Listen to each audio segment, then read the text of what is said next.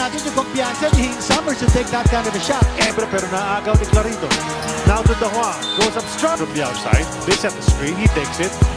And he gets left. Looking to extend. Summers in transition will stop it back from 15. For today. Back to you guys. Well, he's already played, hit a basket earlier, just as he three of them. Nice box out from Easy, but then taken away by Very defense-oriented. Hindi po high scoring ito. mamadali si Karakot. Tapos si Linnea. Mamuyak on the move. Oh, going under the knee. Karakot.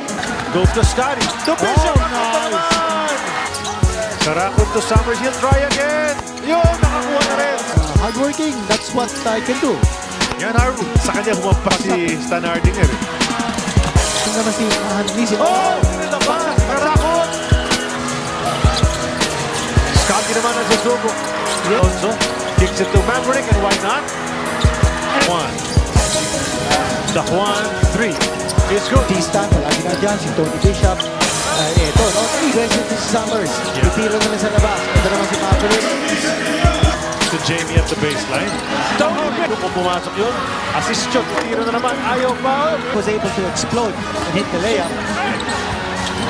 Goes to Bishop. Baseline drive. Ginamit si Gabe Norwood.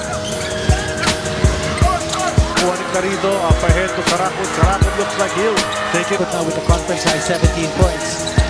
Set up. Ease. Including the 2 points ending the third quarter. Para kay Asante Santillan, consistent naman yung ginagawa ng local. Wants to add on. Bishop. Scotty reverse. Again, Santillan naman ang susugod. Kinaliwa. Ginebra goes the other way. Stan Hardinger in the paint. From behind. Karakot could have had his nuclear high. Oh, guy went over to Bishop. He'll go up. He'll miss. Scotty! But he didn't even bother to challenge for the... Karakot. Out to Santi. Press yan kung pumasok. Pang oras. Ito na yung tira. Galing kay C-Stan. Completely